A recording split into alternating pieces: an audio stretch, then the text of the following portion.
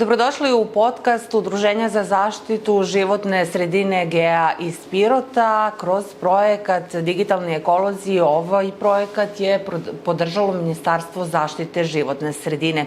Moj sagovornik je Daniel Lilić iz Udruženja za ekologiju GEA iz Pirota. Hvala na vremenu. Zahvaljujem na prilici što imamo mogućnost da govorimo o bitnim temama. Bitna tema u 21. veku svakako jesu i sam naziv projekta kaže digitalni ekolozi. Svi smo svesni toga da danas bez mobilnih telefona, bez interneta ne bismo mogli da rešavamo i brojne probleme. Upravo iz tog razloga Udruženje za ekologiju GEA u saradnji sa ostalim udruženjima na nivou Srbije pokrenulo jedan zanimljiv portal Eko Alert na kome se objavljuju svi oni problemi, ali se i donekle podstiču ljudi da i nahvale neke stvari koje su dobre u našoj zemlji. Koliko je važan ovaj portal i kako ste došli na ideju da upravo sarađujete sa ostalim organizacijama? Evo ovako, mi pre svega moramo da omogućimo našim sugrađanima da učestvuju sa nama aktivno u rešavanju problema kada je u pitanju ekologija, potencijalno zagađenje, neke divlje deponije koje se nalaze recimo na periferije grada. Svi imamo prilike da to vidimo recimo oko akumulacionog jezera ili u nekom selu, ali nemamo prilike da uopšte na bilo koji način delujemo po tom pitanju, osim da uzmemo sami da to počistimo, što u suštini to je i nije neka praksa, nije neki slučaj. Samim tim mi smo došli na ideju da napravimo taj sajt EcoAlert, gde bi građani koji kada budu videli potencijalno neko zagađenje, slikaju na licu mesta, pošalju par slika, a mogu čak i da lociraju mesto gde se to nalazi, da taguju, tako da kažem, kako da se popularno izrazim. Koji su dalji koraci i potom?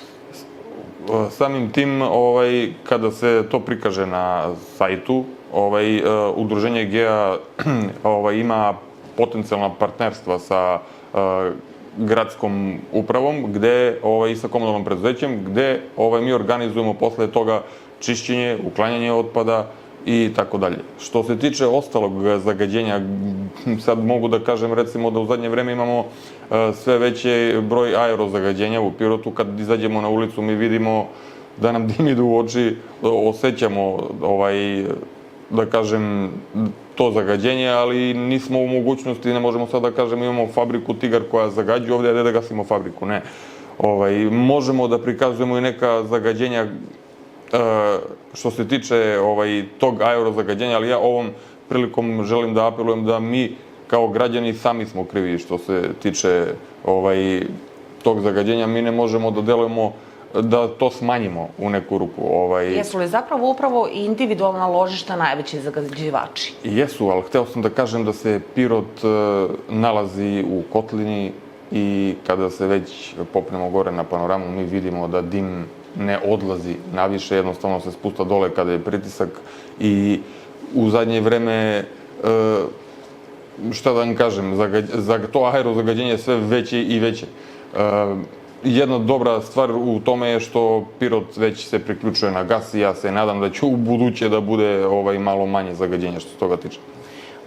Upravo koliko je važno da samo udruženje sarađuje sa gradskom upravom i sa ostalim institucijama i organizacijama, javnim preduzećima iz našeg grada, iz našeg okruga.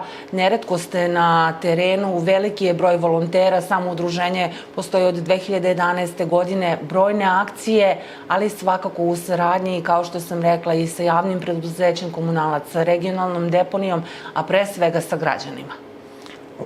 Pa, znate kako, naš cilj u početku je bio, da edukujemo građane po tom pitanju. Ja moram da kažem da u samom početku to su bile ekoedukacije koje su bile vezane za decu u osnovnim školama. Imamo čak i jedan kurikulum radova koji je zaveden u Ministarstvu zaštite životne sredine. To je predavanje o opasnom kućnom otpadu. Kasnije se organizuju dečije sekcije u osnovnim školama. Sada već imamo jednu ekološku osnovnu školu, kažem prvu u Srbiji, to je škola Sveti Sava. gde su deca pokazala interesovanje. S obzirom da naše udruženje postoji od 2011. to više nisu deca, to su sad već odrasle osobe koje su poprimile malo drugačiji mentalitet, ja se bar nadam tome, i svi vidimo neko poboljšanje u tom smislu da sama ekosvest u našem gradu je drugačija u odnosu na ono što je bilo pre 15 godina, da kažem. Značaj naše lokalne samouprave i preduzeća je, kako da kažem, bez njih ne bismo mogli da napravimo baš ništa. Oni su nam više puta izašli u susret kada su u pitanju bili naše akcije, kada smo imali neke volonterske radove, uvek su se odazvali našem pozivu.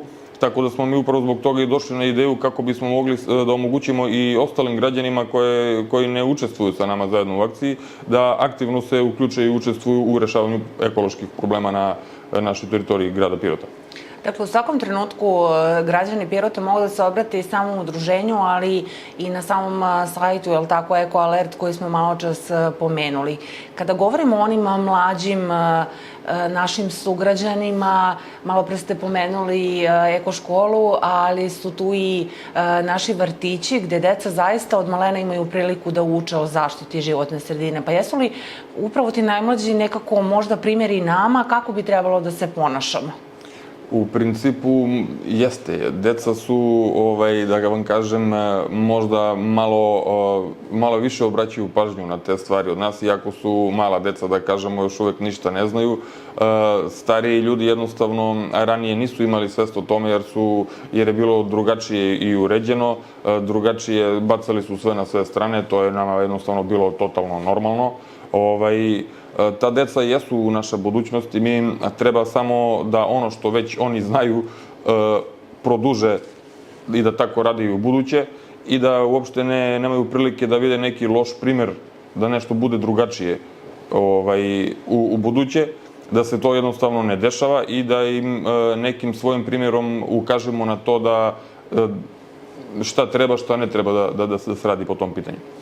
Samo udruženje ima i one lepe akcije, tu je EkoFest koji se organizuje dugi niz godina. Tada se nagrađuju upravo oni zaslužni građani Pirota, našeg grada, koji su zaista nešto učinili dobro za zaštitu životne sredine. Brojni ljudi su prošli kroz ovaj konkurs, dobili su one zelene ordene, je li tako, kako ste ih nazvali vi iz udruženja. Po čemu se to oni izdvajaju? Nisu samo negativne stvari kada govorimo o ekologiji, zaista imamo pozitivnih primjera. Nisu samo negativne stvari. Ja sam malo prenamerno pomenuo to zagađenje, zato što se ljudi hvataju za to i onda kritikuju nas kao kad mi ništa ne preduzimamo po tom pitanju. Ja sam malo prenamerno izneo tu činjenicu. Ljudi koji su zaslužni su oni ljudi koji se uvek sa nama zajedno odazovu kada su u pitanju neke akcije, kada je u pitanju volonterizam, da li je to uklanjanje otpada, da li su to neke edukacije, da li je to edukacija dece na Staroj planini i neko putovanje u ostalim gradovima, seminari.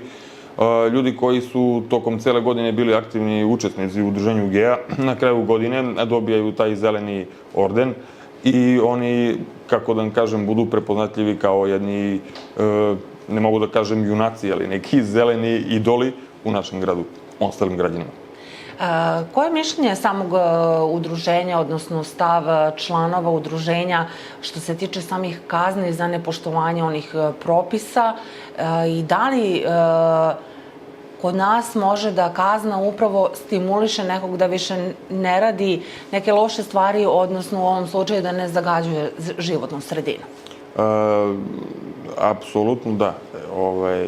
Naši meštani, naši građani su alergični na kazne, tako da jeste u jednu ruku kazna upravo ono što bi trebalo da nas dovede da razmišljamo u tom pravcu, da se malo civilizujemo, da kažem. Međutim, problem broj 2 je to što, na primjer, ljudi nemaju mogućnosti da odlažu pojedini otpad. Evo sad ću da vam dam primjer što se tiče otpada nekog životinjskog porekla, neko ko je udaljen od grada, nema mogućnost da uginulu životinju doveze do grada. Mi nemamo takozvanu kafileriju gde se to spaljuje.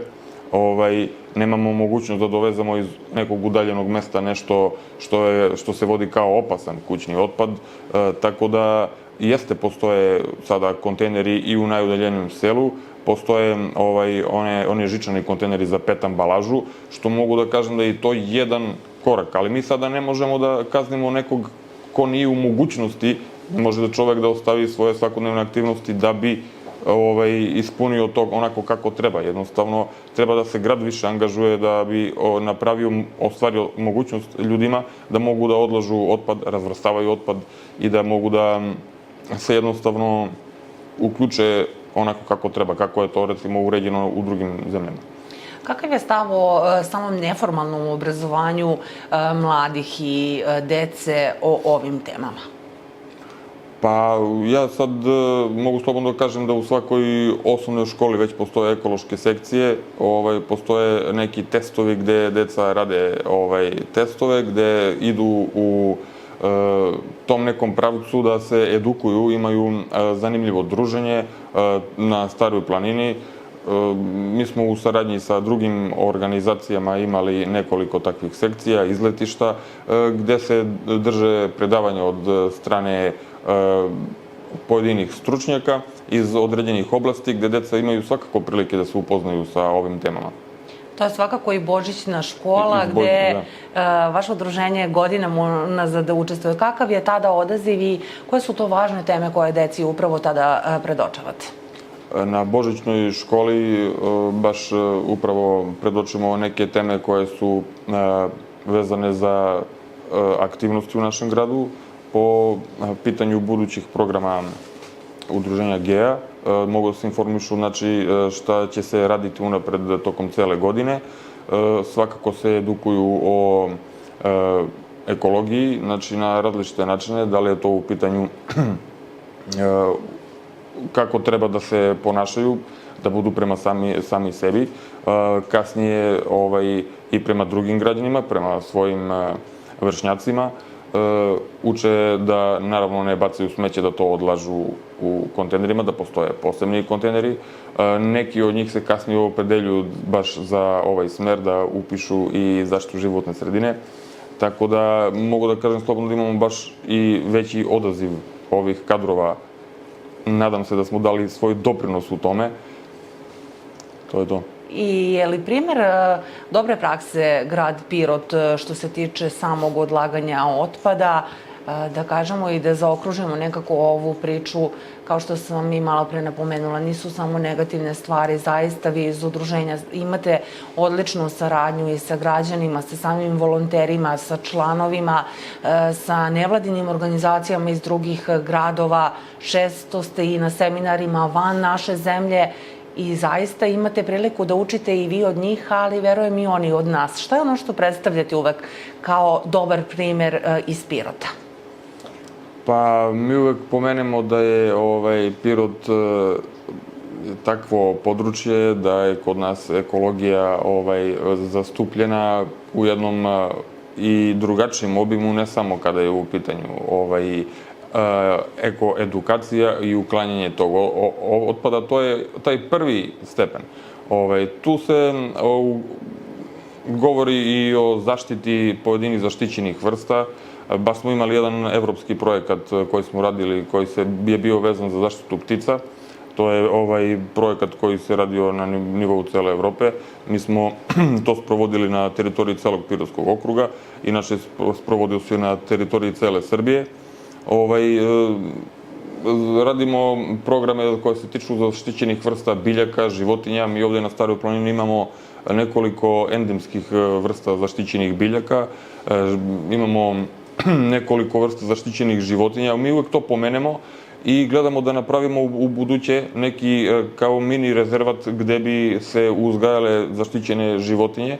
To su uglavnom ježevi, kornjače, zato što imamo sve veći broj požara, šumskih požara na nivou cele Srbije, a i šire, pa bismo iz tog rezervata gledali da održavamo tu prirodnu selekciju, da vraćamo životinje u prirodi. To nam je jedna ideja da to bude projekat za budućnost.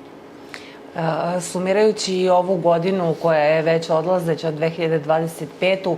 Šta je ono što možemo da očekujemo od samog udruženja u idućoj godini? Brojni projekti se realizuju, imate zaista veliku podršku Ministarstva zaštite životne sredine, lokalne samouprave Pirota. Da li možemo da očekujemo neke još zanimljivije projekte i još veće edukacije, kako za mlade, tako možda i za naše starije sugrađane koji neretko znaju da naprave đubre?